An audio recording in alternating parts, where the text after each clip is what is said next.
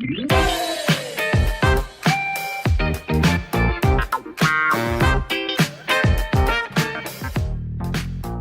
guys, I'm sorry if you hear a little bit of, ducks and stuff in the background. I am by a lake at the moment. So I'm just out here chilling. It's a little bit breezy. Okay, guys. Anyways, me and my cousin sitting here. I'm gonna let him.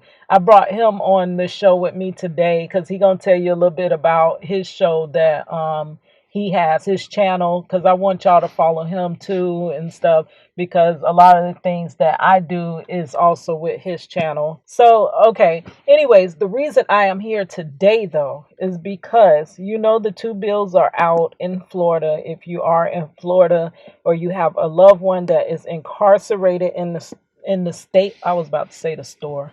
In the it is like a store though, It's because they like the products. Yes, it is. what the image is the product? Yeah, this is like a No, you store. speaking metaphorically. I Sure. was like, you can't just go up in there and get nothing. like, I Okay, can't. in the state of where they take them and then we have to buy like our time with them, like we have to pay for the calls with them, we have to pay for the video visits and stuff, so it Mhm. is somewhat like a store. I don't know, I think I like that metaphor. The reason that I am here today, because the two bills are out and we're really feeling hopeful. Let me read this first part. I'm in a bunch of like prison reform and prison wives clubs. I don't really limit myself to one specific group. Anybody that adds me to a group, usually I just join because each group has their own forums and there's different people in them, and different people means different knowledge. So I'm not going to limit myself on my knowledge. Now I don't join a group if it is not nothing I'm interested in, but if someone sends me an invite and it looks like it's criminal justice related, yeah, baby, I'm joining. So, anyways, I'm in this one group, and we have I seen a post that says Senator Brandis Bill 662 on prosecutor's second look also made the agenda on opening day. Good signs for both bills. So it's the Senate bill for the second look, and we also have another bill that is in the House that is about going from 85% in Florida of your time serving to 65%. These two bills are there, but guess what? They're sitting on a freaking shelf. Like they're just sitting there. So I'm looking through the group and I see this post that says that okay, let me read these two. HB 235 gain time bill 65% with rehabilitation and education credit. Most of you live very busy lives, but you can still be a tremendous help to our loved ones. Please read the information below the links that I'm posting. If you can't call during working hours, or if you would prefer to send an email, please use the following links. These are for Representative Cord Bird, Chair, and Chuck Brannon, the third Vice Chair. Please ask them to add HB 235 to the agenda. Now, the problem is the bills are there, but they don't even have them like to be on the agenda to be heard. These bills have got to be, heard by the committee for them to progress. So it looks like if we don't get something moving now, these bills could die right there. And that is not what we want. We finally, they actually made it past where they made it last year. They didn't even get this far last year. So we definitely have been pushing, and we don't want the ball to drop now. Like, no, this could benefit all of us, all of our loved ones. This could benefit all of us. So I just need everyone to come together. This is the time. And once this time passes, if nothing happens, please don't complain. Well, I mean, you probably could because maybe you didn't know about it. That's why I'm trying to bring you this knowledge. Please act on it. Please, anybody else you have, family, friends that can that support criminal justice reform. Florida is way behind a lot of states, and we need to catch up like quickly. So let me read the bottom of it. Okay, so the links here, I'm going to put the links in the description box. So you as well, your family members, anybody that is interested that supports criminal justice reform in Florida, have a loved one that's locked up, please, I'm going to put the 2 links. Please send an email on why you need these bills to be put on the agenda. Okay, let me read the bottom of this. What is very much needed right now regarding game time is to have Representative Hart's companion bill, HB 235, to be heard in the House. The bill must first be heard by the Criminal Justice and Public Safety Subcommittee. Currently, there are no scheduled meetings for this committee. This is not exactly good news. The best thing that we can do to advance the game time bill right now would be to email and call chair of this committee, Rep. Cord Bird, and ask him to place this bill on the next agenda. I stayed up all last night trying to email. I can't type, so that took me like basically all last night. But I got my email out. We plan to start calling tomorrow. I am trying to notify anybody that will listen to me. I got my daughter typing her email and my cousins and whoever can, please just support this because Florida is way behind a lot of states. A lot of states already have that 65%. And why would you oppose, and it's saying with education programs, why would you oppose that? Like for real, right now in Florida, most of the people doing time are just sitting there doing time, which means if they're not being productive, what are they doing?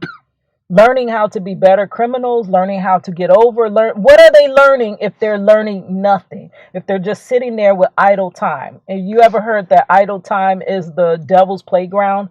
Like, let's get them some classes, some courses, some things that's in there. The education, the whole bill makes sense. So that when these people do get out, they can come back to society and be viable parts of society. Why would you want a person that has been in prison for years and just grown more angry at the system, that hasn't learned anything, that hasn't accomplished anything? You really want them to be just released out into society. It's best for all of us if they are rehabilitated, because most of them are coming back to your society. They are, because everybody doesn't have a life sentence. So we really need to get on this. It benefits us as a whole. For me, personally, this second look bill could mean that Marcello's case could be reopened up, and all the inconsistencies, all the bad things that have happened, they can actually be seen and looked at and given a second judgment. A lot of the tough on crime laws that they had in that late 90s, early 2000s, they don't even have those bills no more. They have overturned them, saying they weren't constitutional, but they left everybody that was already like sentenced under those bills. They left them there in prison. Like, they didn't make it right for those that were already there. All they said was those that's coming cannot, fall under that, which means, I'm gonna tell you real life what's happening. Marcello is seeing young guys come in with very similar charges to him. They got way less time. They get out, and he says he sees some of the same guys come back. And he ain't even got his first chance. But think about it. They're getting out and going back. Why did they go back? Why did they come back to prison? It's not, sometimes it could be because they just don't want to change. They don't want to do better. But it could also be that there was nothing when they got out. How were they supposed to make it? There was no way to make it. They didn't have the jobs that they thought that they can find. And now we're in a pandemic where jobs are even less. Like, you think they're going to just give it to someone that's been, in prison, or if you got all the other people that's out here that don't have records. You don't know what effect that's going to play. We need these guys to be rehabilitated. We need them to get education if they can. They have the time. They got the time to get the education. Let's let them get the education and better their families when they come out. Let them be an asset to their family and to society. Everybody that is in prison is not this big bad monster you may think they are. There could be some big bad monsters there, but you can't paint everybody with the same paintbrush. And that's what Florida did. Everybody got painted with the same paintbrush. You're bad. You're bad. Go away. Go away forever. Go away for a long time. Go away. Go, go, go, go. Like, there was no, like, when were we gonna rehabilitate and try to detour? Some of these guys were very, very young, and they could have been rehabilitated if they just tried. That's what these bills are about. The second look bill is saying that they could have tried other alternative, maybe other programs. In Marcello's case, they suggested boot camp for 9 months, but the judge wouldn't go for that. Like, boot camp probably could have did him good, and he still would have salvaged a big part of his life, like, for real. So once you click the link, it's gonna take you. It's one Cord Bird, and then the other link is gonna take you to the other representatives, where you're going to leave your email and your message. It's going to ask for your postal information, just so that they can know, like, where your representatives, and know if you're in their district or whatever. So it asks for all your information. Put your information in. Now I'm going to read to you my email that I wrote to them. To the Honorable Robert Charles Chuck Buchanan III. Okay, this is to the second one, but I also sent the same email to the first guy, which is Cord Bird. Hello, I am coming to you as humbly as I know how. The reason for my email today is to ask you to please add Representative Hart's companion bill, HB 235, to the agenda. This bill is so very important to me and my entire family, but it also supersedes my family, and it is important to countless other families in this state. I have raised my now 19-year-old daughter with her father through prison visitations. She doesn't know what it is to have her father tuck her in at night or to even attend school functions with her. Her father was excessively sentenced in 2002 when he was just 20 years old, and my daughter was just 9 months old when he lost trial. Then I would take our daughter to see her dad. It was a face-to-face, non-contact visit. My daughter would jump at a several-inch thick glass trying to reach her father.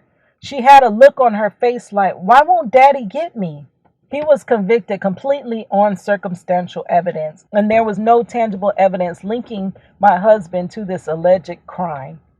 In his case, during this time, there were very extreme tough on crime laws in the state of Florida that now some have been overturned, such as the 1020 life sentencing guidelines that my husband was sentenced under so many years ago.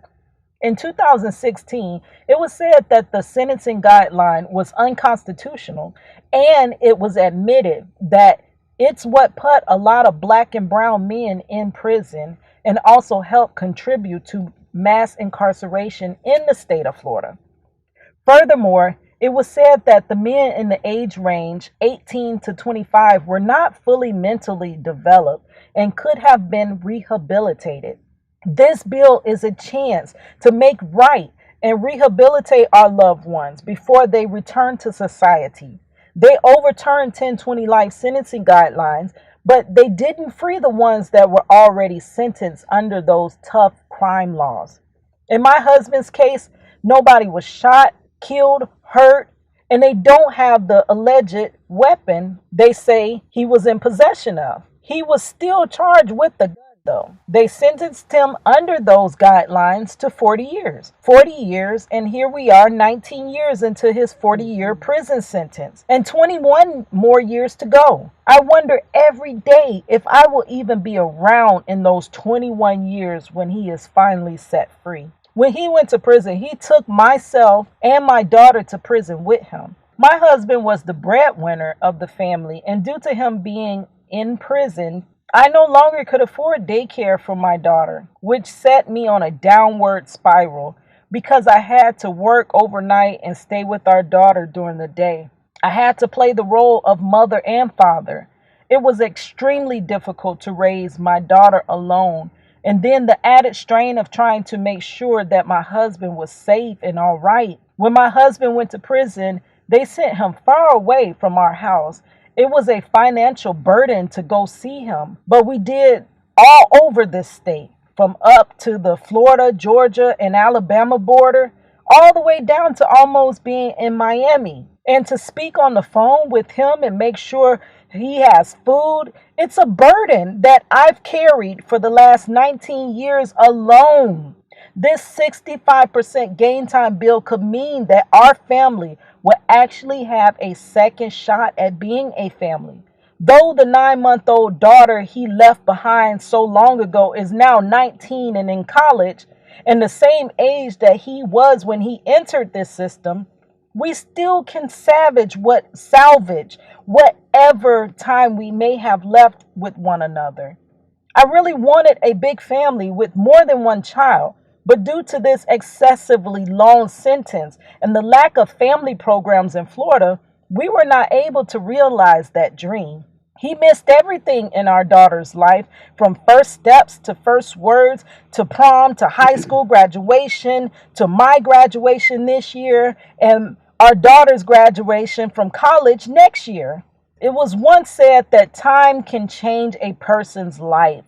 The right amount of time can change a person's life for the better, but too much time can destroy a person altogether. My husband received way too much time for an alleged robbery that they never had any evidence on against him. No weapon, no fingerprints, no tangible evidence. And the money that they said my husband allegedly robbed, my husband was never picked up with that amount of money. It seems like it was a rushed decision to justice, but that rushed decision changed 3 lives forever. So think about how many others besides us have the same type of story to tell. I spent half of my life since my husband went away as an artist, drawing, painting, and making poems and songs about what our family went through in this justice system. My daughter went through so many years of depression and anxiety and was almost unable to even get through elementary and middle school due to crying and breakdowns during school hours. Our daughter is now grown, and in 2019, she graduated on the National Honor Society in high school and on the National Technical Honor Society as a dual enrollment student in the tech school. During her senior year, I attended so many award ceremonies and, of course, graduation alone. All I could do was JPay email her dad a picture of our daughter's big moment. Please add HB 235 to the agenda so that our family and others with the same kind of story can be a family without bars separating us. I will follow up by sending you a copy of my life's work, a copy of my prison family magazine, Family United. I created this magazine so that our pain was not in vain. Thank you so much for your time. Yes, hopefully that's compelling. I don't know. Let me know in the comment section if you think that's a compelling email. I don't know. I talk and I don't know what type of effect I give off. Do people feel me? Do people not feel me? So let me know. Maybe it's some things I need to change up. Maybe it's some things I should have added. Some things maybe I shouldn't even said. Please let me know, because I never claim to know everything and I don't know everything. Mostly everything I've learned, I'm going to be honest with you, I learned from somebody else. And I would just like to be that person that maybe somebody can learn something from me too, you know. So thank you for your support. And if just share it. You can share this video. You may not have no family members in Florida, but you know, we're all family. We are all family because we're all in the United States of, you know, together. We're here together. I was about to say United States of Florida. United States of America together. So we are family. So if you don't have anybody directly affected by Florida, you got me. I'm being directly affected. Like, for real. But if you don't, just share the video. You never know who might see it. It may be one of my fellow Floridians that sees my video once you share it. Thank you so much. And I'm going to end this video out with my cousin. He is the D Almighty Mac. D underscore Oh, Almighty let's get that right. underscore He Mac. is D underscore, say it again. D underscore Almighty underscore Mac. MAC. It's a good countdown.